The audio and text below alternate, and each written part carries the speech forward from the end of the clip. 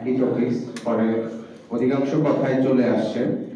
শুধুমাত্র একটি জিনিসই বলবো, সেটা হচ্ছে যে বাংলাদেশ স্বাধীনতার পরবর্তী সময় থেকে শুরু করে প্রতিবেশী রাষ্ট্র বাংলাদেশের রাজনীতি, অর্থনীতি এবং সংস্কৃতিকে বিভাজিত রাখার জন্য যেভাবে মুক্তিযুদ্ধ বনাম ইসলামকে যেভাবে এখানে কালচারালি দাঁড় করিয়েছিল, এবং সেই জায়গাটিতে আমরা দেখব যে এখানকার যখন সংস্কৃতিতে নাটক কিংবা সিনেমা বানানো হয়, আপনি দেখবেন যে একটা কিশোর ছেলেকে তাকে অস্ত্র দিয়ে তাক করা হয়, তাকে বলা হয় কালেমা পড়তে, তিনি জয় বাংলা স্লোগান দেন।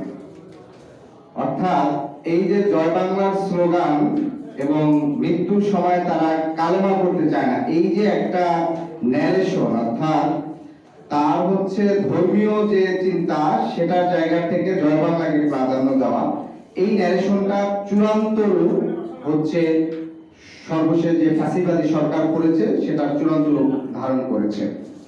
বাংলাদেশের রাষ্ট্র হিসাবে সমাজে একটা বৃহত্তর অংশ জনগোষ্ঠীকে শুধুমাত্র ধর্মীয় আচার আচরণের কারণে তাদেরকে সমাজচ্যুত করা হয়েছে, তাদেরকে নামহীন করা হয়েছে, তাদেরকে পরিচয়হীন করা হয়েছে। আপনি দেখবেন যে পুরো বাংলাদেশে প্রায় 20,000-এর অধিক কওমি মাদ্রাসা আছে। বাংলাদেশ রাষ্ট্র হিসাবে 54 বছরে এখন পর্যন্ত বাংলাদেশের প্রত্যেকটি জেলা উপজেলার যতগুলো প্রাথমিক শিক্ষা প্রতিষ্ঠান দরকার, যতগুলো মাধ্যমিক শিক্ষা প্রতিষ্ঠান দরকার, এত পরিমাণ মাধ্যমিক স্কুল কলেজ করতে পারেনি। ফলশ্রুতিতে এই কওমি মাদ্রাসার মাধ্যমে যেটি হয় যে সমাজের অতি দরিদ্র জনগোষ্ঠী এবং এখন কিছু কিছু ক্ষেত্রে উচ্চ মধ্যবিত্তের একটা বড় অংশ এখানে পড়াশোনা করে। রাষ্ট্র যেখানে অতি দরিদ্র জনগোষ্ঠীর বড় একটা অংশের সোসাইটি তার দায়িত্ব নিতে পারে না, তার শিক্ষার ব্যবস্থা করতে পারে না, সেই প্রেক্ষাপটে কিন্তু বাংলাদেশের উপজেলা পর্যায়গুলোতে কিন্তু এই কওমি মাদ্রাসাগুলো গড়ে উঠছে।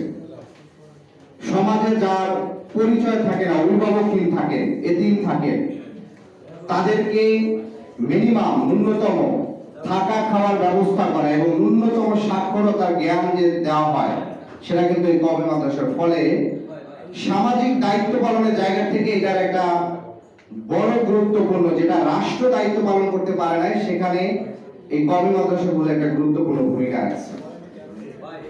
আজকে আমরা যেটি বলবো যে শাপলা যে হত্যাকাণ্ড হয়েছে, সেই হত্যাকাণ্ডের জন্য আমাদের কয়েকটি দৃষ্টিকোণ থেকে বিচারের দাবি করতে হবে। প্রথমত হচ্ছে শাপলা হত্যাকাণ্ডের সাথে জড়িত সেই সময় আওয়ামী লীগের যারা সরাসরি নির্দেশদাতা ছিলেন এবং যারা পরিকল্পনা করেছিলেন, সেই আওয়ামী লীগের নেতৃবৃন্দদেরকে সরাসরি বিচারের আওতায় আনতে হবে।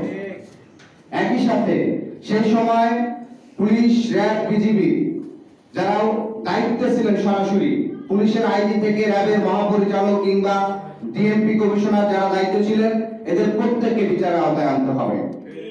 একই সাথে আমরা দেখেছি শাপলা হত্যাকাণ্ডকে বৈধতা দেওয়ার জন্য, সম্মতি উৎপাদন করার জন্য বিশিষ্ট নাগরিকের বেশে, বুদ্ধিজীবীর বেশে যারা শাপলা হত্যাকাণ্ড সম্মতি উৎপাদন করেছেন, হত্যাকাণ্ডকে যারা এই সমাজ থেকে একটা যে হত্যাকাণ্ড হয়েছে, অপরাধ হয়েছে, সেই অপরাধকে লঘু করার জন্য যারা সম্মতি উৎপাদন করেছেন, সেই সব বুদ্ধিজীবী এবং নাগরিকদেরকেও হচ্ছে বিচারের আওতায় আনতে হবে।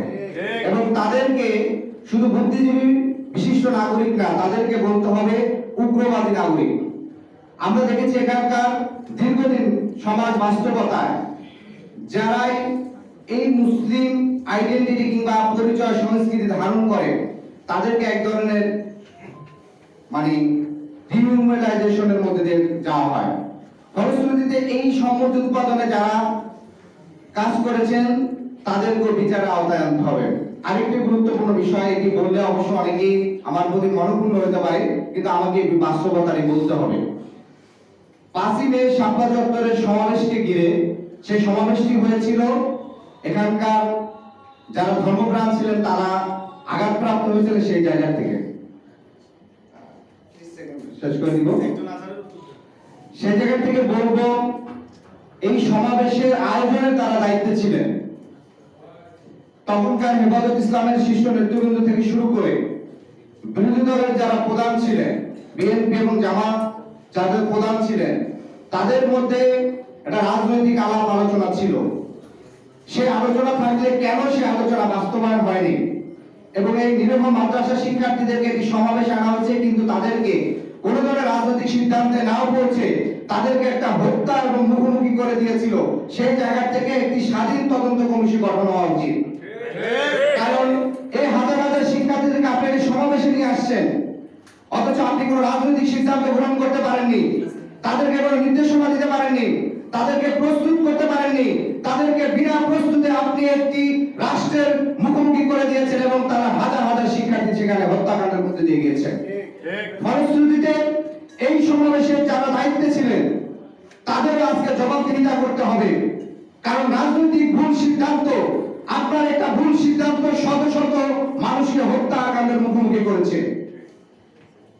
ফলশ্রুতিতে এই যে 4 ধরনের যারা দায়িত্বে ছিলেন, এই 4 ধরনের মানুষদেরকে জিজ্ঞাসাবাদ, মুখোমুখি এবং সামগ্রিক একটি বিষয়ের জন্য আমাদের একটি স্বাধীন তদন্ত কমিশন দরকার, এবং সেটা দাবি জানিয়ে আমি আমার বক্তব্য শেষ করব। সবাইকে ধন্যবাদ।